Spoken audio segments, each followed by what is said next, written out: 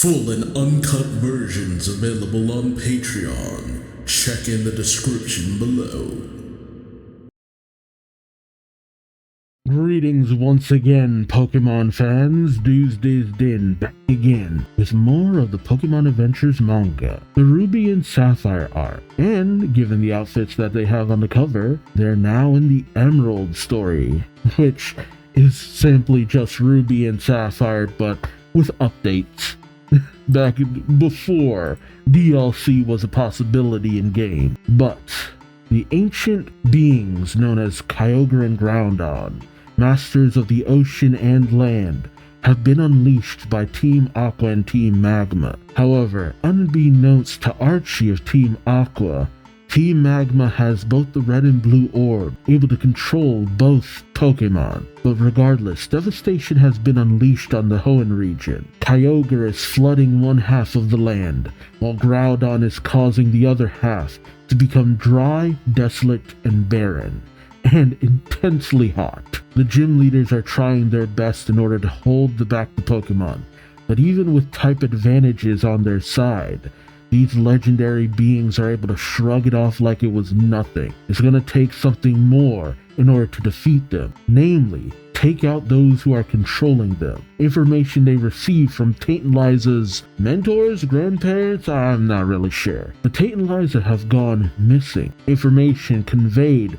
to Winona and Sapphire. Sapphire has found a Relicanth in the dried up wasteland that used to be an ocean and helps it to safety.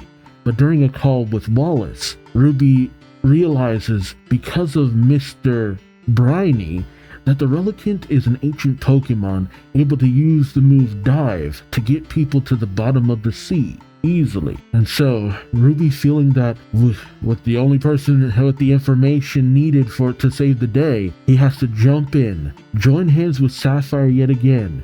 The two use Relicanth to make their way to the bottom of the ocean. Will they be able to save the world with just the two of them against two evil teams in control of dangerous and deadly Pokemon? Join me as I find out, won't you? Alright, Pokemon Adventures Ruby and Sapphire Volume 20. Ruby and Sapphire still joining hands, aw ain't it cute, in their emerald outfits. You can tell with the green bandanas and headband. And you have the Reggies in the background. Now, I never got to catch any of the Reggies back in the day, and I thought they were the coolest when they were first introduced. These golems made of different elements, rock, ice, and steel. Regirock, Regice, or is it Regice? And Registeel. Such inventive names, I know. Alright, let's jump in. Oh, I like the way this kind of mapped out. But will it actually go down like this? You have Roxanne seeming to verse Courtney, Wallace versus Tabitha, Broly versus Blaze, Watson versus Amber, Winona versus Matt, and Flannery versus Shelly. That's actually not a bad lineup. And actually explains why we have manga-exclusive members of Team Aqua and Team Magma, respectively. But where is Tate and Liza, and what is Norman doing in all of this? I hope he at least went to help out his wife. So an updated listing of their Pokemon. And no, we don't even have the map. I wonder if that'll come in later. So Feebas isn't in Ruby's group, and he's still missing his Browlet. Wait, I wonder if we'll see Wally. We haven't seen Wally in a long time. Oh, and we're also not getting their levels. Wonder if that'll come into play at some point. Alright, chapter 239. The beginning of the end with Kyogre and Groudon. Part 7. Alright, we pick up with Ruby and Sapphire, riding on the back of Relicanth, who is using Dive in order to get them to the deep sea cavern. Winona and Watson continue to watch on the back of, Sapphire's Wailord, which I guess isn't coming with her, but she doesn't really always use Wailord, so I guess that's that. Wallace says, "Good luck, Ruby and Sapphire. We're counting on you. I can't just stand around and do nothing while we wait. I have to do something to try and minimize the damage being wreaked on the Hoenn region." He turns to Winona, telling her, I'm going to meet up with Roxanne and Broly. What will you do, Winona? Winona, who seems a little bit nervous, says, I've been ordered to supervise the gym leader, so I'll go back to my office and do as I've been told. She closes her eyes, thinking, to be honest, I wish I could fight the legendary Pokemon with you. She tells him, but the Pokemon Association president needs me to stay put to provide a command center. Suddenly her Pokegear goes off, and she says, is this crazy weather causing some kind of interference? Can't get through to him. You hear me? It's Winona. The heat wave is about to hit Lily Cove City, and something terrible might have befallen the Pokemon Association headquarters. Suddenly, they hear something in the distance. Winona asks, huh? What's wrong, Wallace? Wallace says, do you hear that? Something's coming. They see a figure moving through all the rain. Wallace says, look, there. And as they make out the figure, they are acting shocked to see, what the hell? A blimp of the Pokemon Association. And this short dude with the friggin' fro. Winona says, some kind of airship? Wallace says, it's huge. Suddenly, Winona's Pokegear goes off, and she says the call went through. And the president, I thought he was the chairman. Yeah, he's chairman. I guess she says president. Wait, so your president says, that's right. I'm inside this mega-sized airship balloon. As you suspected, Lily Cove City is now suffering from the severe heat caused by Groudon. So severe, in fact, that steps had to be taken. Therefore, I have activated the crisis relocation system I had put in place just in case of such an emergency. Winona questions relocation system, which leave it to a government official to save themselves. I hope you at least brought on some of the people you're trying to evacuate. But, I mean, hey, a competent leader prepares for anything. Even if it doesn't have a high chance of happening. I mean, just look how things turned out with the pandemic. The chairman says, that's right. This airship is now the temporary headquarters of the Pokemon Association. I feel like it would have been cool if we could have actually seen it launch. Thank you for your hard work and dedication, Winona. I'll take over supervision of the gym leaders from here on out. Winona, overjoyed, says, you mean, can I now? The chairman says, yes, I want you to go. Join the gym leaders who are already fighting. Stop those ancient Pokemon from moving any further into our region. Winona says, yes, sir. She jumps onto her Altaria, saying, you heard him, Wallace. I'll head over to Dewford Town in Slateport City where Flannery and Watson are to battle Kyogre. Tate and Liza's grandparents say, but we have to search for Tate and Liza. The chairman says, I know, but please, get on the airship. I'm the one who ordered Tate and Liza to protect the orbs in the first place. It's safer to wait for them to contact us than to search for them in this chaos. Which, understandable. You don't want two old people getting killed in all of this. Who knows the loss of life in this massive catastrophe going on. Wallace approaches Winona, and he holds out his hand. And she, though hesitant, holds out hers. Oh, they shake. I do wonder what their relationship was. Man, they really made Wallace so interesting in this. And so, Tate and Liza's grandparents have gone off to the association blimp. Winona takes off on her Altaria, while Wallace goes off in his freaking flying car. I still can't get over that. So the Wailord's just chilling. Oh, and then the Wailord submerged. Oh my god! That's Scott! What the heck? What is he doing here? See, now this is something I only know from the anime. Because Scott was such a big part of the anime. This is stuff involving the Battle Frontier? I have so many questions. So Scott, in what looks to be a little UFO, flies up to the association blimp, attaches his ship to it, and then climbs in a window saying, now then, if you'll excuse me. See, I never really watched when Scott was introduced in the anime, and I never got to that point in the game, so I really don't know much about him. An announcement comes out. Emergency announcement to the entire Hoenn region. I repeat, emergency announcement to all of Hoenn. Emergency announcement to all towns and cities. Citizens of Hoenn, you must evacuate immediately without exception. We see Professor Birch? Right. Yep, Professor Birch saying, oh, I can't believe this is happening. He sees the readout of a drought on one side of the region and storms on the other. He says the Hoenn region has been torn right down the middle between two completely different natural disasters. There's the disaster on land caused by the heat wave on the Th3 City side, and the disaster at the sea caused by a tidal wave on the Slateport City side. There's no sign of either of them letting up. As a matter of fact, the two fronts are clashing against each other, making the damage even worse. It's suicide to go outside on a day like this, and we see him high atop a tree trying to survive the friggin' torrent of water. How do you keep ending up like this, buddy? We see Trico in a Pokeball as he says, Trico, what a day, huh? Today is the day I'm supposed to meet the Pokemon trainer I hope to entrust you to. The trainer who's registered as the 3rd Pokédex holder. This fellow. Oh, okay, I know who that is. Okay, so he's supposed to get Trico. Alright, yeah. But judging from that announcement just now, tidal waves might hit us at any moment. What's taking him so long? He said he'd come no matter what. That's why I'm still waiting here despite the circumstances. Only for Birch then to notice a tidal wave approaching. He says, the waves are coming. He's hit by the wave, and he's sent sprawling. His bag with the Pokédex and Trico in it are washed away. He says, my bag, the Pokédex, Trico, and he's submerged. He's probably not dead. Probably. It's probably alright. He's probably good, I think. And so we really are setting up for the next story in the midst of all this. Okay, whatever. Chapter 240.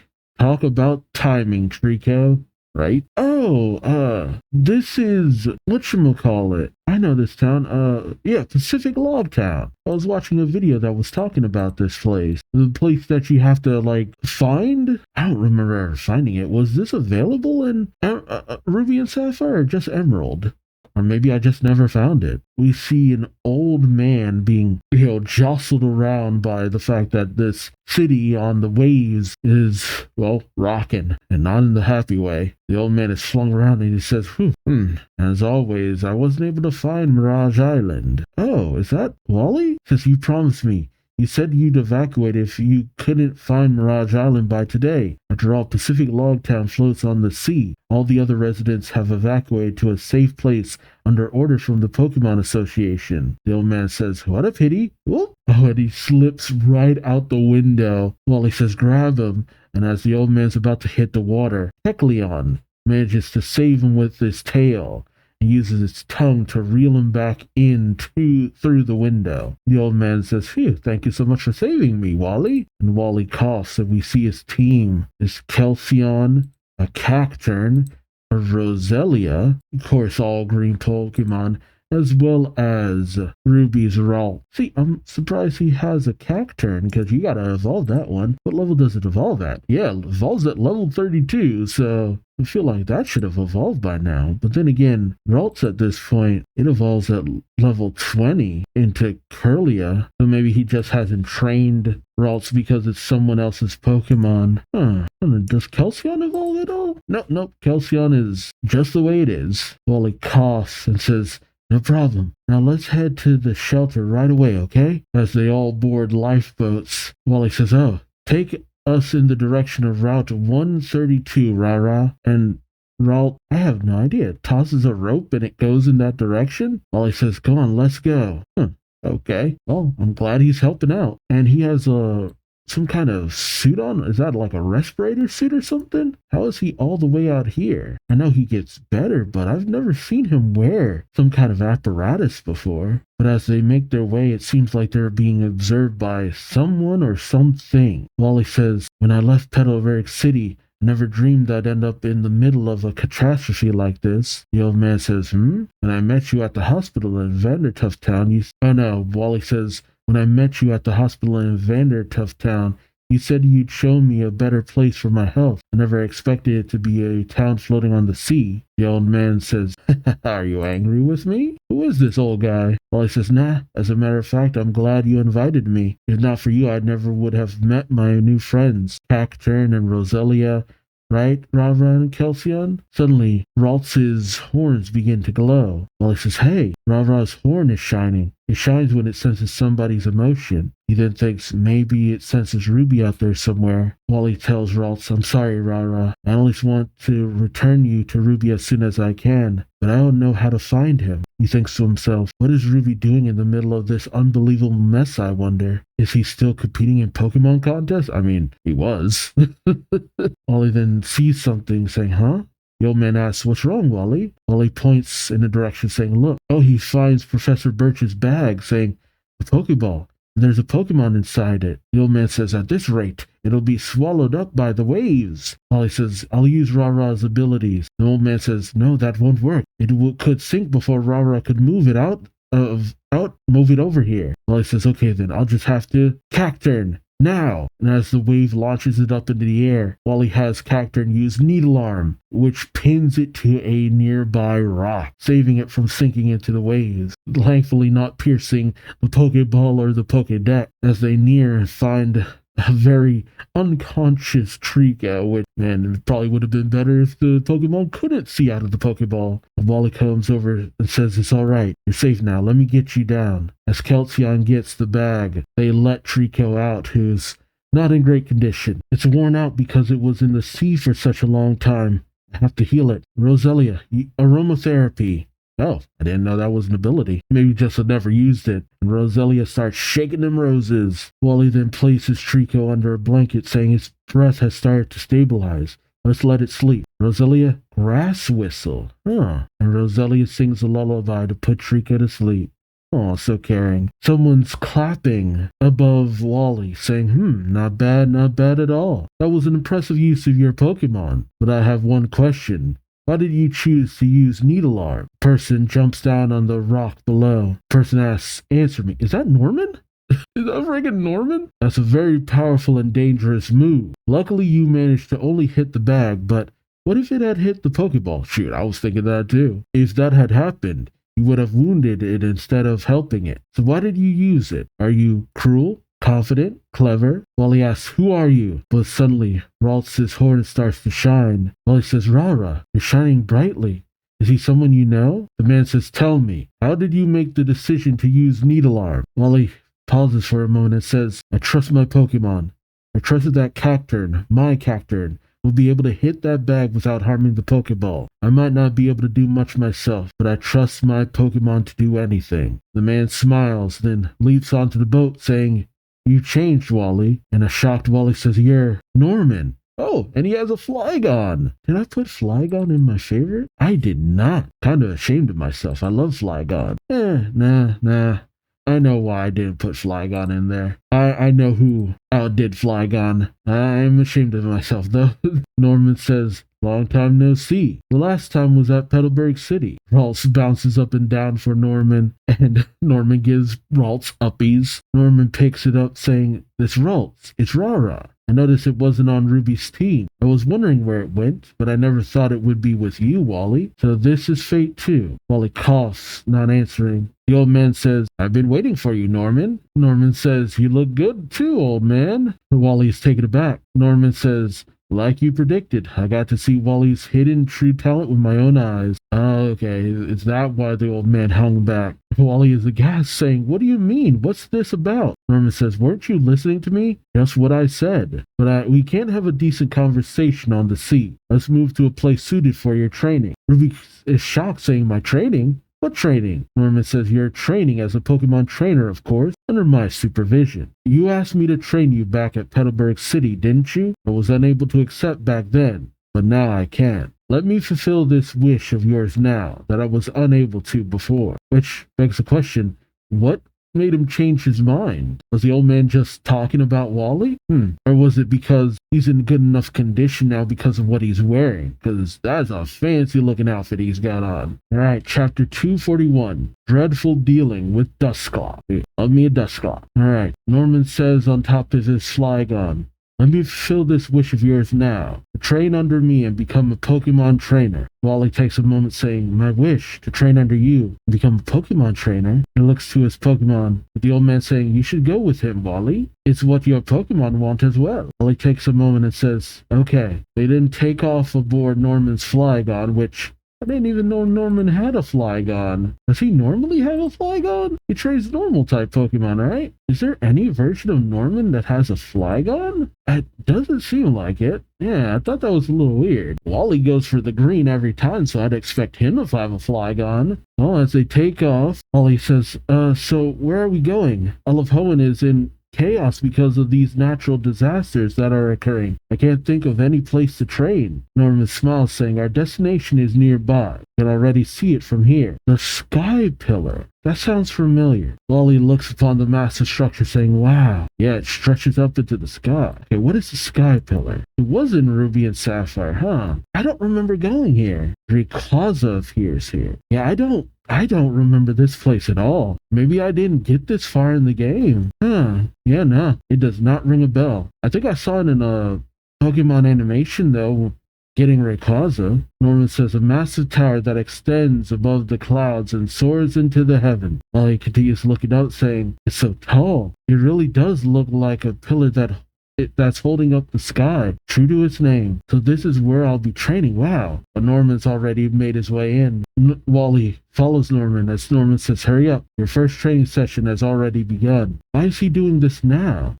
Wally takes a moment and says, all right, and follows. Norman opens up a case that has some weird devices in them. It says, attach these to your arm and place their Pokeballs in the wrist holders. I'll be waiting for you on the top floor. Wally says, huh?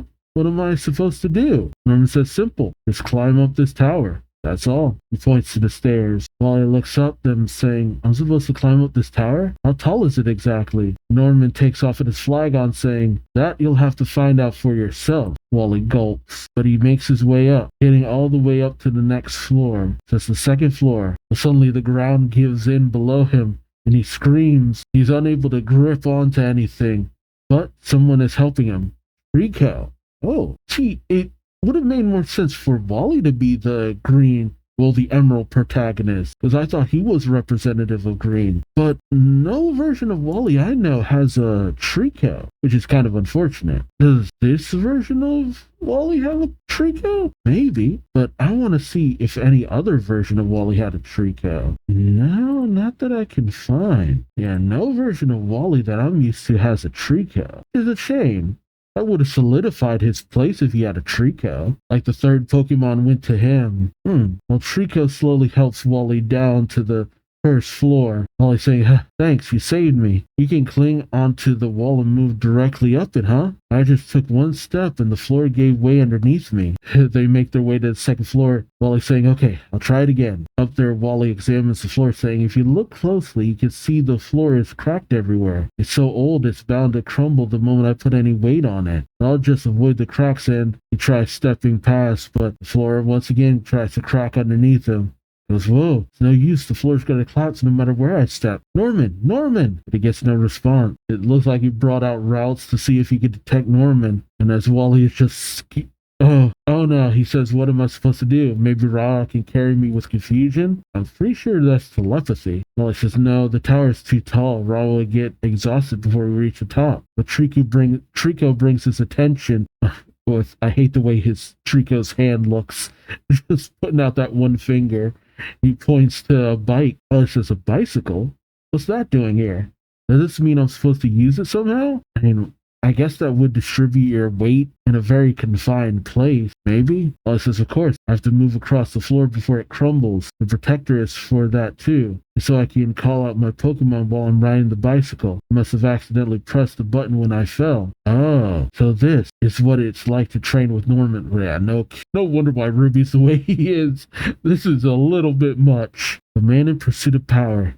He lives up to his reputation as the strongest gym leader. This is such an intense training session. I know what he expects of me now, but can I do it? Wally grips the handlebars, says, yes, I have to. Determination in his eyes. He says, I'm the one who asked him to train me in the first place. He turned me down once, but now, what more could I ask for? He recalls Trico saying, okay, let's go. And he takes off on the bike. Yeah, no wonder Norman turned down Wally before. This kind of training would take it out of even a normal kid. The old man looks to the tower saying, will Wally be able to pedal his way to the top? Which, such a weird statement. Norman says, what are you talking about? He has to succeed on the old man's Poke Gear. The Sky Pillar is 50 stories high. Jeez. He has to be strong enough to climb this tower, or there's no point. What we're aiming for is far greater than That you know. I want you to get in contact with Scott as soon as you can. The old man says, all right, and calls up Scott. How is Scott involved in this? Are they looking for someone to face the battle frontier? I mean, that's usually what it means to involve Scott in anything. So as the floor gives way underneath Wally as he pedals his bike across, he's confronted by a ball toy, a shuppet, and a dust skull. He has his Ralts use its ability to fling them all away as they make it to the other side. Yeah, that is a breathing apparatus. Okay, so he's able to put it up. Oh no, you press the button and it goes over his face. Wally says, I'm riding the bike at top speed, but I can barely make it across. And the higher I go, the more wild Pokemon there are. I finally made it to the 15th floor. The highest is tower anyway, but he begins coughing profusely. Ralph presses the button on his harness, and it brings up a breathing mask. Wally says, thanks, Rara. I feel better. Now let's keep going. Ralph is visually worried, but Wally says, I'm fine, and I don't have time to rest. I have to climb up this tower as fast as I can. He brings down the mask. And on the 20th floor, his Roselia fights a Sableye. On the 30th floor, his Cacturn is fighting off, what is that, more Shuppets? No, Bayonet. Yeah, those are Bayonet, the evolved form. And on the 40th floor, he's fighting a friggin' Playdoll? Yeah. Yeah, so the Pokemon levels are getting higher the higher you go. I guess that makes sense for where this is. Yeah, his Pokemon have to be at a pretty good level to be facing all of this. And as Wally brings the bike up the stairs, he makes it to floor 49. He looks into the darkness and says, what's with this floor? It looks different from the others. He sees nothing but darkness, but suddenly something lights up in the darkness, and much to Wally's shock, a Dusclops stands revealed. And you know what Dusclops is? That's right. One of my favorite ghost Pokemon of this region. Not Dusknoir, though. It's not a bad evolution, but Dusclops is kind of cool. At least as far as ghost Pokemon go in this region. Is it making a Shadow Ball? Or is it... What is that? It's like a black hole. I don't know what that technique is. Or is the technique called Black Hole? Yeah, it starts sucking in Wally. And Wally screams. He says, I'm being dragged over to it. What kind of Pokemon is this? The Pokédex he has starts going off. Wally says, oh, I have an idea. That little device I found inside that bag. Ruby was using one. He gathers information on the Pokemon you meet. Yeah, so Wally's kind of like a pseudo Pokédex holder. That's cool. I know that he doesn't stay one, which is unfortunate because I would have loved to have seen Wally go forward from here on out. But the Pokédex reads Dusclops, the Beacon Pokemon. Dusclops' body is completely hollow. There is nothing at all inside. It is said that its body is like a black hole. Oh, this Pokemon will absorb anything into its body, but nothing will ever come back out. Jeez. Yeah, I forget. This one actually takes Pokédex entries and goes real serious with it. Wally says Dusclops is a black hole that it will absorb anything, and so his bike gets absorbed into the black hole. Wally says the bicycle. I have to hold on so I don't get sucked in too, as he tries to fight against the black hole. Wally says no, I don't have time to waste here. I have to climb up to the top of this tower. What do I do now? But Trico tries to get his attention. He says, hey, are you trying to get out of your Pokeball? But you'll be sucked in. But Trico points to something, saying, wait, you want me to look at this device? I get it. If I use this Pokemon's move, I might be able to get past that black hole. Trico nods. Wally puts on his breathing mask, saying, okay, you're not a member of my team. We've never fought together before, but I trust your judgment. Let's jump into that black hole together. Lend me your power just this once. And he fires off the Trico that evolves into Sceptile? No, Grovyle. Which, if this was its final evolution, I would love the Pokemon, especially because of Ashes, but dang. And he has Grovyle use Leaf Blade. How to evolve now, dang. Jumping up all them levels. And the Leaf Blade manages to sling around the black hole and cuts into Dusclops, downing it then and there. Wally says, we did it. Thank you, you saved me. So that's your new form. I'm so glad we made it. So Wally makes his way up the stairs to the 50th floor. Wally says, and it looks like there aren't any more floors above this. I've made it to the top, Norman. But he starts to pass out. He tries to use his Pokédex. He hits a button on his Pokédex. And Norman approaches saying, you use Groval's leaf blade to create a vacuum blade that could break through Dusclops' black hole. Wally calls out to Norman, and he gets up saying, yes, I did. I have this machine that gathers information about Pokemon, so I used it to find out that what Groval's moves were, and then I decided to give it a chance. Norman tells him, take off your respiration mask. Wally says, okay. Oh, I can breathe a little better. Norman says, this is a very tall tower, so the air is quite thin and clear up here. Your training has strengthened your lungs. You're getting stronger, you know. Wally says, come to think of it, that was the first time I ever defeated a wild Pokemon, he says with tears in his eyes. Norman chuckles a little. He says, you'll need to fly after this. I'd like you to have this Flygon. Wally says, what?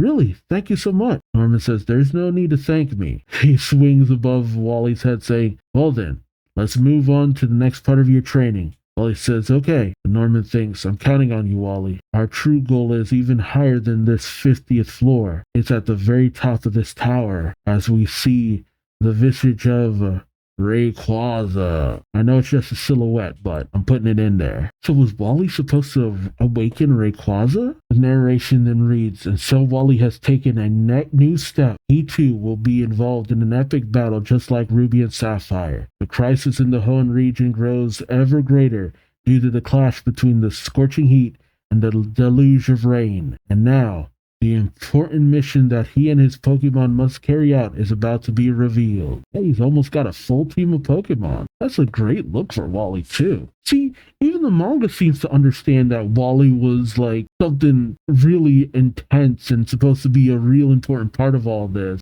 Not dissing the new guy, because I don't know about anything about the next protagonist, really.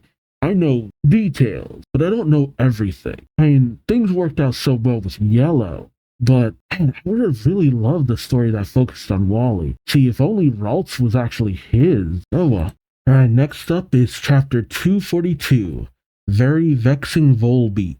We cut to the seafloor cavern with Archie and Team Aqua. Archie grows visibly angry, saying, strange. What does this mean, Amber? Amber says, I don't know. We stopped the volcano to suppress the power of the land, and we increased the power of the sea. We awakened Kyogre more than half a day before Groudon, but for some reason, Kyogre has been swimming in the vicinity of Route 108. On the other hand, Groudon's heatwave is gradually spreading everywhere. Groudon is much more active. Archie says, the only thing I can think of is that Team Magma is to blame. Maxie must have done something. How dare he? Amber, you know what to do, don't you? Amber hops on his Pelipper. Still can't get over that friggin' Pelipper. And says, yes sir, I'll deal with it right away. Meanwhile, with Team Magma, we see Maxie raining. Is it trying to control both at the same time? I could see that being intense because, one orb always seems to take a lot out of you. Yeah, Maxie is crying out. We see the visage of both Pokemon, Kyogre and Groudon, in the two orbs. Tabitha says, whoa. Amazing. Maxie says, exactly. I can control both Pokemon with these two orbs. Poor Archie. I'll keep Kyogre in one spot and let Groudon move around wherever he wants to. We're the ones who are going to win this thing. And then he passes out. He falls back. Is he having a seizure? Tabitha calls out, boss. Hey boss, are you alright? Maxie says, Tabitha, this is far more strenuous than I thought. Sending orders to two Pokemon at once. I'm losing my mind. Must keep my concentration. Tabitha, how would you like to be in charge of controlling Kyogre? Tabitha says, sure, leave it to me. Maxie says, the orbs seem to repel each other's energy when they're in close proximity. Tabitha says, gotcha. I'll send the orders from somewhere else. So Tabitha makes his way over to where the submarine is. All the while Amber watches. Tabitha says, this spot should do. Kyogre, I'm gonna tie you down. Suddenly, oh, what is that? Tabitha notices something glowing like fireflies around him and his Torkoal. Tabitha says, huh? This is tail glow. Something's here. Torkoal, yawn. And Torkoal does just that, knocking out a Volbeat that falls to the ground asleep. Tabitha says, I made it fall asleep. Now come out wherever you are. Amber calls out from the darkness saying, an orb that can control Groudon and Kyogre. I had no idea such a thing existed. I hate to admit it, but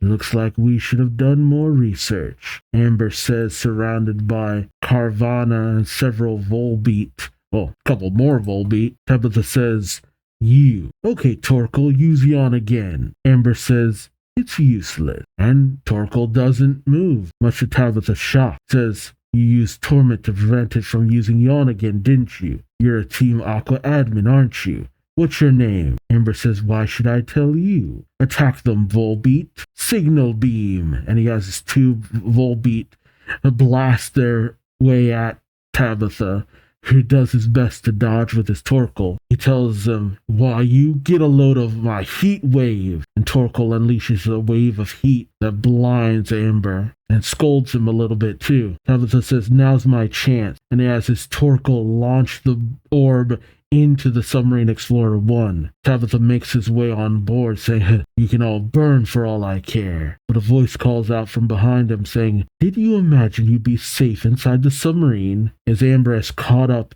and does his best to restrain Tabitha. Tabitha looks out, seeing Amber's Pokemon boiling, saying, are you insane?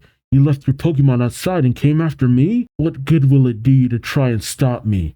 My Torkoal is ready to attack you at any moment, you know. And we see his Torkoal come out of its shell and blast at Tabitha a wave of heat again. Amber says, that's okay. I'm just here to steal the blue orb from you. As he spots the blue orb in Torkoal's shell, Tabitha says, don't make me laugh. But Amber looks outside to his Volbeat, who, what the heck? Uses some ability to grab the blue orb from Torkoal. Tabitha says, what? What just happened? That wasn't an attack.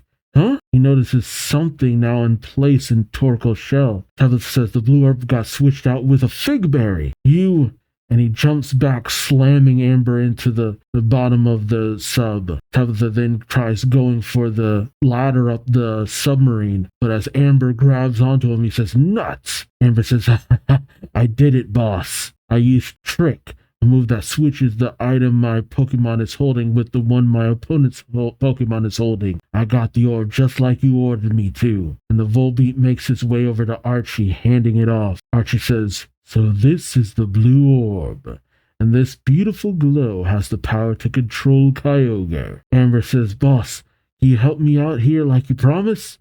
Tabitha says, let go of me. And while Torkoal is biting onto Amber's leg, Amber says, I can't keep a hold of this guy on my own. But suddenly, the lid of the submarine shuts, and it starts to rock with Amber and Tabitha inside. Archie's voice then comes over the intercom saying, thank you so much for all your hard work, Amber. Have a nice trip. Enjoy your deep sea tour.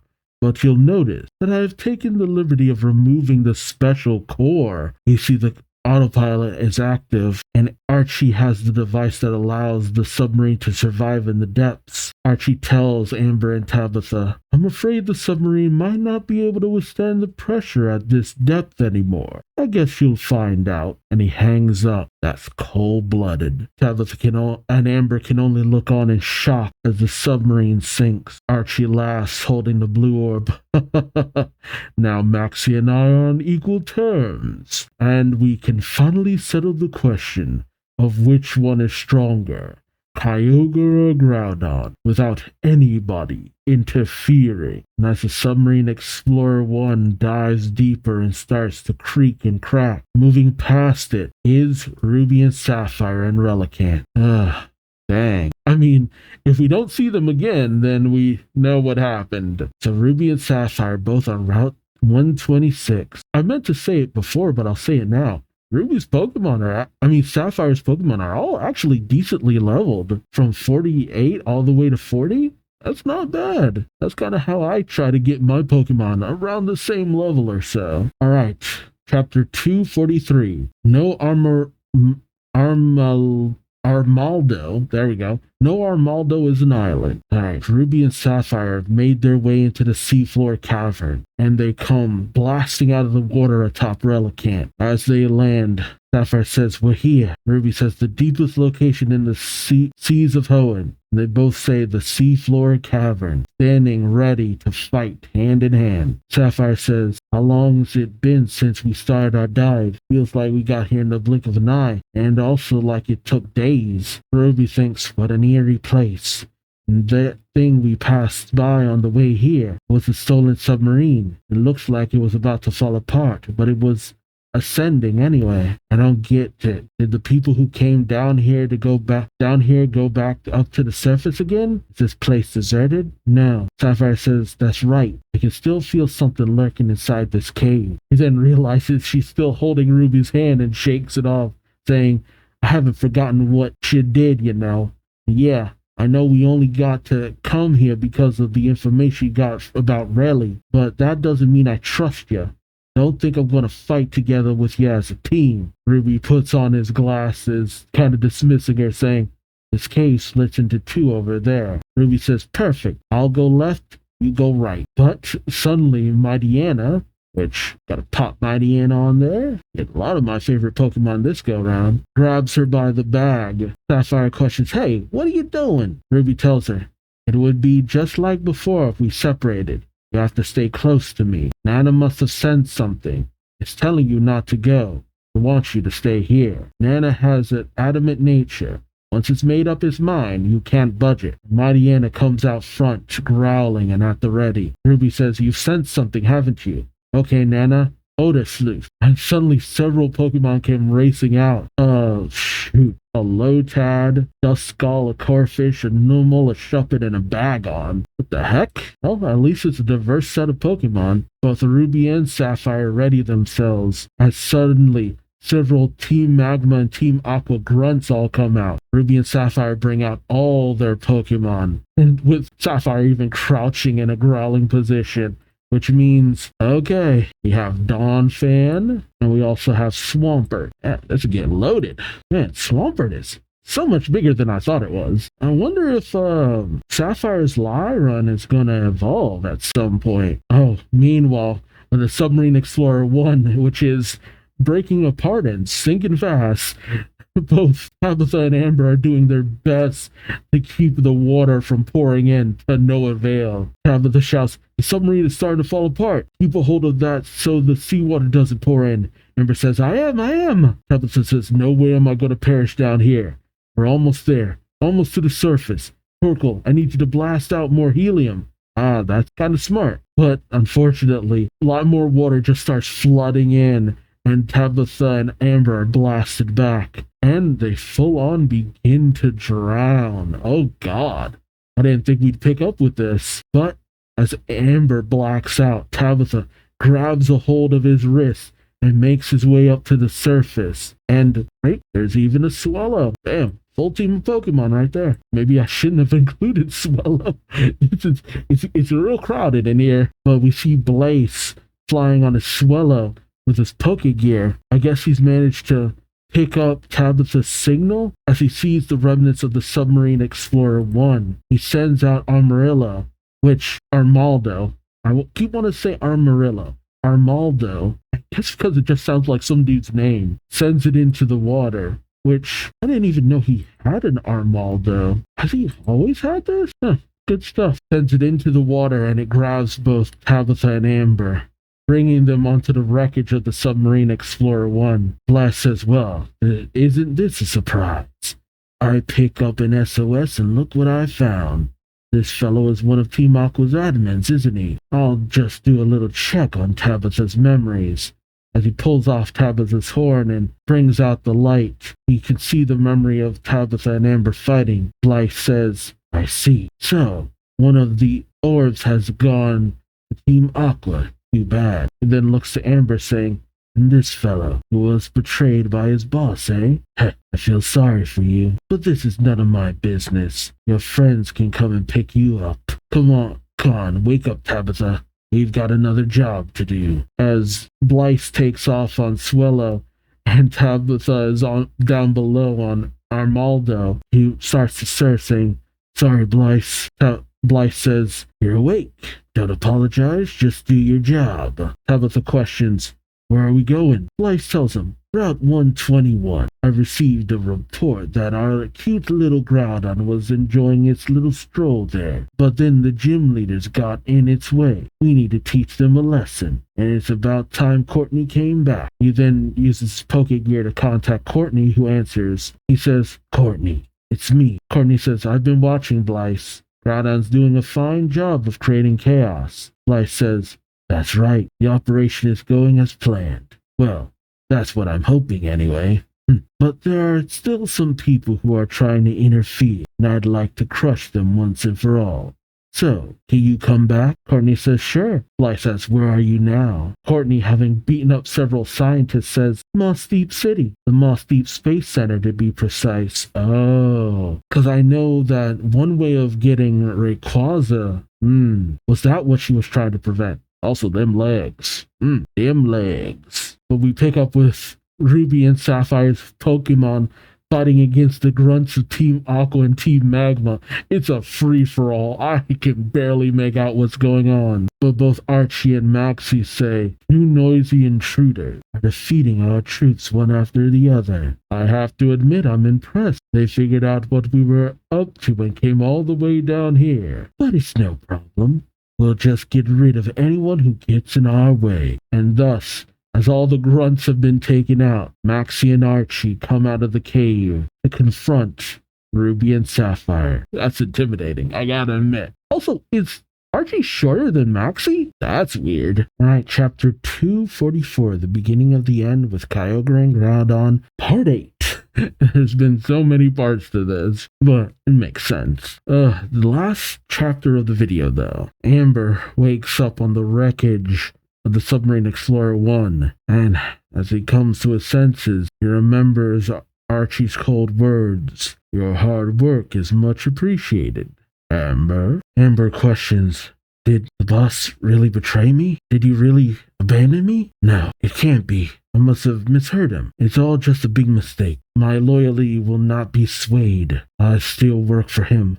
I'll still fight for him, our boss. And to spread the sea." He brings out his Pelipper and goes racing off. Meanwhile, Tabitha aboard Armadillo and Blythe with the Swallow meets up with Courtney on her Swallow, and they make their way to the land. Meanwhile, Groudon, he is heating up something fierce and sending it into the atmosphere, as it looks like he's preparing attack to bring down upon Roxanne and Brawly. Brawly shouts, "What is that massive energy?" Roxanne says the temperature here is skyrocketing, and it looks like Groudon is gaining strength from it. Groudon then blasts Brawly's Machoke as Brawly calls out to his Pokemon. Roxanne says it gathered all the electricity in the air and released it with thunder. It's paralyzed. Hang in there. Brawly brings out his Hariyama and has it use smelling salt. I don't think that's smelling salts. I'm pretty sure that Hariyama just slapped the Machoke awake. Let me check. Nope, it's called smelling salts. Is that an actual Pokemon move? I've never heard of that before. Yeah, it is. Holy crap. Nah, that move is you just slapping that Pokemon. That's some BS. But there is a move called Wake Up Slap. That is wild. Okay then. Well, Machoke is awake. Meanwhile, Roxanne calls out Groudon. "You mustn't let it go. You can't let it travel any further." And so she brings out another Pokemon riding on her Graveler and launches towards Kyogre saying, "I'll stop it no matter what." Nose Pass. Block. So both her Nose Pass and Graveler are blocking Groudon's way. They manage to knock right into it. Roxanne then has her Pokemon use Rock Blast to beat down Groudon, and she seems to be doing a pretty good job. She calls out, "We can slow it down with a concentrated attack. I don't approve of rough tactics like this, but it's the only way to keep it from advancing. Lady, we left behind being gentle when it started ravishing the land. Who knows what kind of long-term damage this is going to have on the ecosystem?" A voice calls out, "Well said, Roxanne." As we see a Celio slam into it with Ice Ball, and up above is a floating car. Roxanne says, "That's Wallace." Wallace and his love disc appear. Wallace says, "We're facing an incredibly powerful opponent. Tactics, battle, stylists, and beauty carry no weight in a situation like this. And now that Ruby and Sapphire are risking their lives by going down to the seafloor cavern to fight." He jumps off and lands next to the other gym leaders. He says, "It would set a bad example for us to worry about appearances," he says while still looking very cool. But suddenly, a voice calls out saying, "This is totally uncalled for, you know. After we went to all the trouble to awaken it too. If you're going to stop Groudon, then we're going to stop you." End the video. And the story here has continued to be pretty dang awesome. Birch losing a Trico that ends up with Wally, kind of making him like a pseudo Pokédex holder, pseudo starter Pokemon holder. That's actually kind of cool. I really would have loved to see the story just keep going in that direction with Wally, even having him challenge the Battle Frontier. But even in terms of the games, I don't know if that's really where his story goes.